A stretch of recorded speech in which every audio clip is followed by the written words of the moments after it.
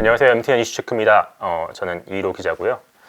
오늘 준비한 이야기도 파도입니다. 이번 주에 이 회사 두 번째 다루는 건데 파도 끝이 없습니다.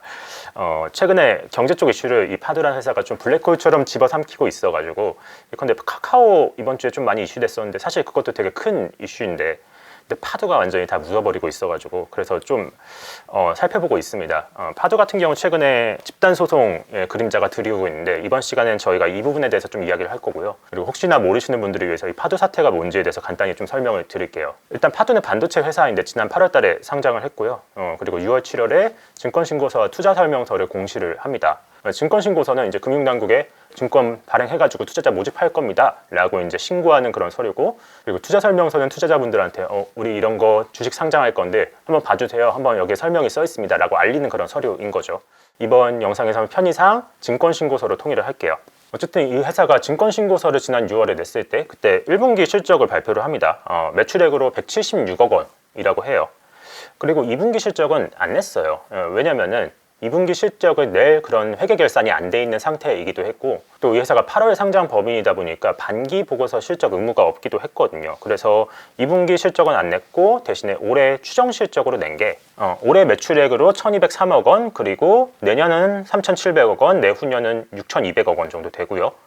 그래서 영업이익은 올해도 흑자가 날 것이고 내년 내후년에는 점점 늘어날 것이다, 이런 식으로 밝힌 거죠. 그래서 파도는 이렇게 좋은 실적을 나올 거라는 그런 추정을 바탕으로 굉장히 높은 가격에 상장을 했죠. 1.6조 원 정도에 상장을 했고요. 그리고 한 3개월 정도 되게 잠잠했는데 이번 11월 달에 완전 난리가 납니다. 이 회사가 2, 3분기 실적 발표 안 했던 거를 3분기 보고서로 다 묶어서 이번에 실적 발표를 했거든요. 근데 실적을 보니까 2, 3분기 동안 매출이 고작 4억 원 나온 거예요.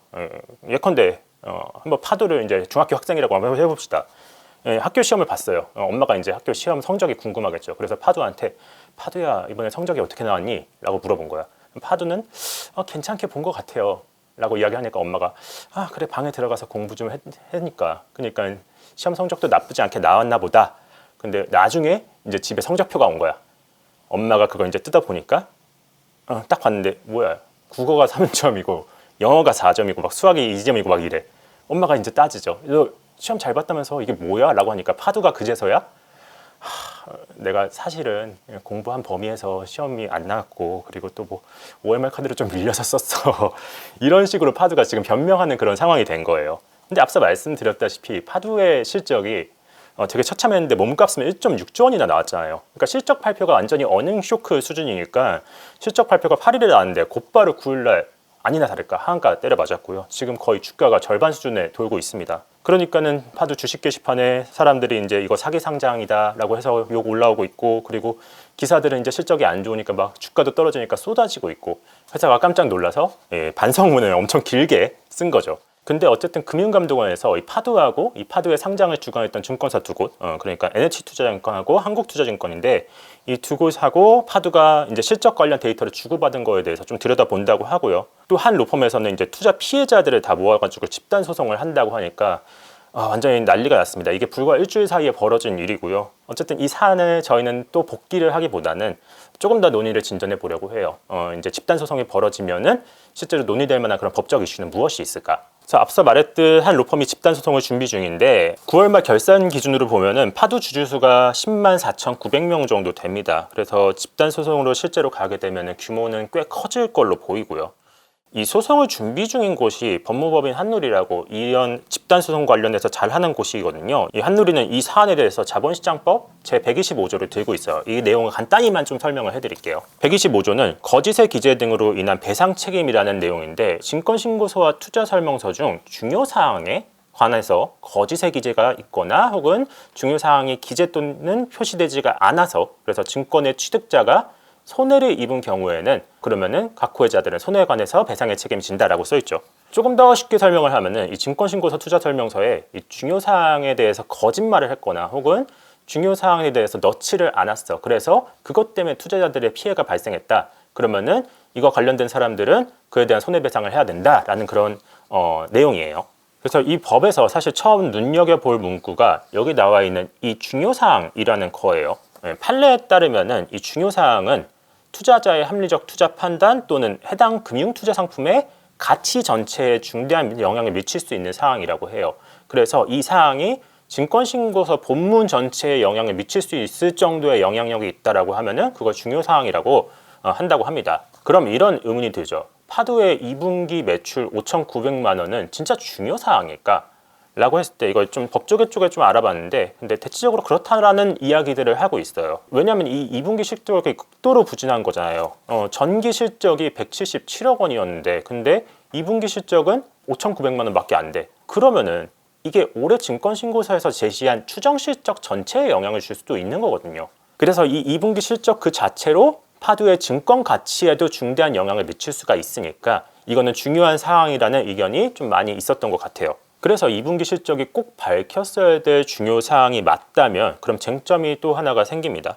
법 내용을 다시 보면요. 중요 사항에 관해서 거짓 기재가 있거나 혹은 중요 사항이 기재 또는 표지되지 않아서 증권 취득자가 손해를 입은 경우에 손해에 관해서 배상의 책임이 진다라고 써 있죠. 그럼 여기서 거짓의 기재 또는 중요 사항이 기재되지 않았느냐 이 두 가지가 중요해지는데요. 일단 한누리 로펌은 이 거짓의 기재와 관련해서는 증권신고서상에 이 두 가지 문구를 들고 있어요. 이게 증권신고서 내용인데 이렇게 써있죠. 당사의 매출액 증가 추세는 2023년부터 SSD 완제품 양산 매출을 통해서 계속될 것으로 예상됩니다. 이에 따라서 매출액의 계속적인 증가와 수익성 개선도 이루어질 것으로 예상되나 라고 써있고요. 그리고 이 밑에 거는 기업 실사 결과 보고서인데요. 이런 내용도 써있습니다. 동사 사업은 안정적 수주 현황을 유지하고 있어서 영업활동이 악화될 가능성은 없는 것으로 판단된다. 그러니까 2, 3분기 실적이 되게 안 좋았는데 근데 증권신고서에는 매출도 늘고 있고 수익성 개선도 이루어지고 있으니까 그러니까 이거 앞으로 계속해서 이렇게 좋을 것으로 예상돼 라고 쓴 거고 그리고 기업 실사 보고서에는 수주도 꾸준히 유지되고 있으니까 영업활동이 악화될 가능성이 없다라고 그러니까 이렇게 써 있는 거예요. 그러니까 투자자들은 이 내용을 보면은 파도에는 큰 문제가 없겠네라고 생각을 하는 거죠. 그게 설령 지금 반도체 시장이 그렇게 안 좋다고 하더라도 그러면 이게 거짓 기재가 맞느냐가 중요한 건데 근데 사실 이건 재판부가 좀 판단해야 될 내용으로 보여요. 왜냐면은 이 증권신고서 문구 보면은 보시다시피 이 예상되고 있다, 뭐 예상된다 이런 내용들이 써 있고요. 이 실사보고서 봐도 판단된다 이런 문구가 써 있는 거잖아요. 이게 주관사들이 확신을 갖고서 이렇다라고 이야기를 한 게 아니라 우리가 예상하고 판단한다 그런 문구를 써놓은 거거든요. 그러니까 그들은 주관사들이 얻은 자료를 바탕으로 해가지고 그들이 합리적으로 판단을 한 거지 이거는 파도가 주지 않았기 때문에 우리는 이거 가지고서 이걸 확신할 수가 없다 라고 이렇게 따질 수도 있다는 거죠. 실제로 주관사들한테 좀 연락을 해보면 자신들이 2분기 실적에 대해서 파도로부터 받은 게 없다라고 이야기를 하고 있고요. 또 파도가 그 자료를 주지 않았기 때문에 우리 또한 그거에 대해서 어떻게 이야기할 수가 없다. 대신 우리가 받은 자료로만 우리는 판단을 해서 이걸 작성을 한다라는 식으로 이야기를 합니다. 또 한 가지는 이 실사 기간인데요. 실사 기간을 보면은 기업 실사 기간이 2021년 11월부터 2023년 6월까지로 꽤 길어요. 그리고 중요한 거 상장 예비 심사 신청한 시점인데 이게 2023년 3월 10일입니다. 그러니까 1분기가 끝나기 전쯤에 제출을 한 거니까 주관사로서는 2분기 실적이 우리가 예상하기에 적절치 않았다라는 식으로 방어 논리를 세울 가능성이 좀 있어 보입니다. 또 법조계에서는 이런 이야기도 하는 게 이게 주관사가 회계법인들처럼 이렇게 타이트하게 뭐 실적을 보거나 데이터를 보거나 하지는 않으니까 그러니까 그들에게 이 문제에 대한 책임이 가지 않을 가능성 또한 실제로 있다라는 이야기도 나오고 있고요. 그래서 이런 종합적인 그런 내용들에 대해서 재판에서 좀 논쟁이 될 것으로 보이고요. 이게 그래서 상식적으로 판단하기엔 투자자들 입장에서는 그냥 파도도 나쁜 놈이고 이거 주관사들도 사실 나쁜 놈이고 그럴 수밖에 없는 거잖아요. 근데 이게 실제로 법정에 갔을 때는 우리가 당연하다고 생각했던 것들이 쟁점으로 가면서 누군가가 처벌을 받지 않을 수도 있다 정도로 생각을 할 수 있을 것 같아요. 이렇게만 끝내긴 좀 그래가지고 그래서 이 자본시장법 제125조 이거 관련 판례에 대해서 조금 조사를 해봤어요. 한 두 가지 정도 사례를 조사를 했는데 첫 번째가 중국 고섬이라는 거고 그리고 두 번째는 대한해운이라는 그런 회사입니다. 관련해서 재밌는 판례들이 좀 있었습니다. 이 중국 고섬이라는 회사가 뭐냐면은 이 중국의 섬유 회사예요. 근데 이 회사는 싱가포르 증시에 원래 상장을 했었는데 근데 2011년 국내 증권 예탁증권 DR이라고 부르는데 이걸로 상장을 합니다. 이건 뭐냐면은 해외 주식이 상장이 돼 있는데 그걸 다른 나라의 투자자들한테 투자를 할 수 있는 그런 편의를 제공하는 차원에서 제공을 하는 증권 대체 증서라는 거예요. 그래서 이게 우리나라에 상장될 때 상장을 주관한 곳이 대우증권하고 하나투자증권이었고요. 이 두 곳이 같이 실사 작업에 참여를 합니다. 그래서 상장을 잘 했는데 두 달 만에 문제가 터집니다.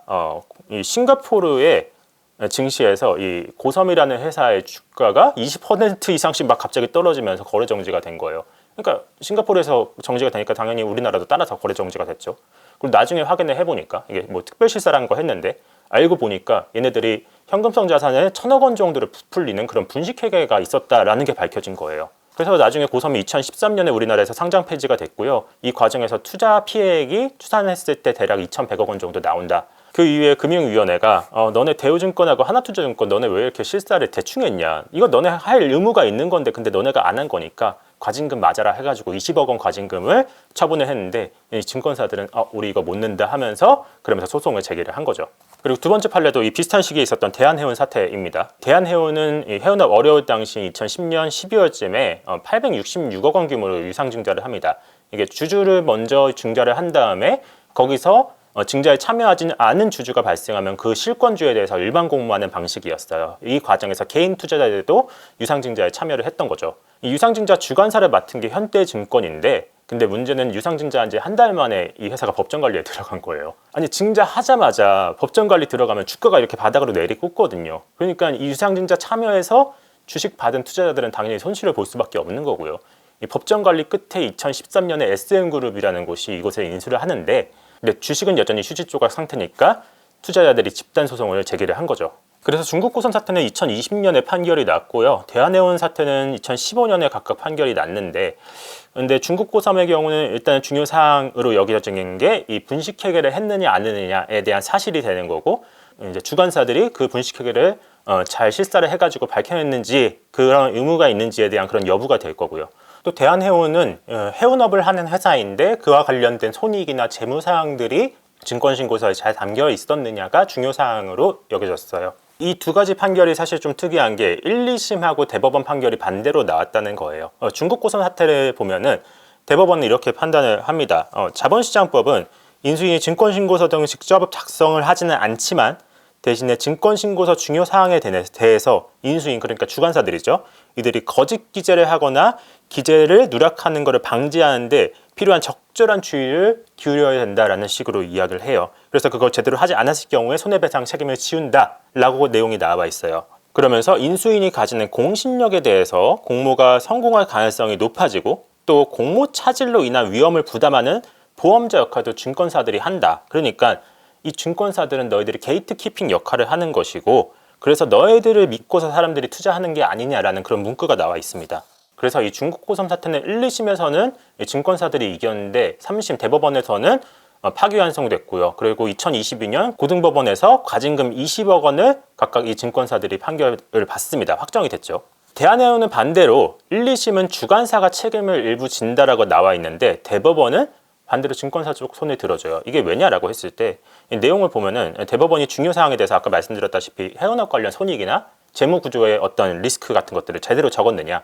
근데 당시 증권신고서를 보면은 증권신고서상에 관련 사업상 리스크가 7가지 정도 있었고 또 회사가 재무 건전성이 악화하고 있다는 그런 내용들을 담은 부분이 보여요. 그러니까 재판부에서는 이런 투자 판단 정보를 증권신고서에서 제대로 제공을 했다. 또 대한해운이 이 당시에 지급불능으로 파산한 그런 상태가 됐었는데 근데 증권신고서에서 왜 이 부분이 들어가지 않았느냐도 사실 쟁점이었거든요.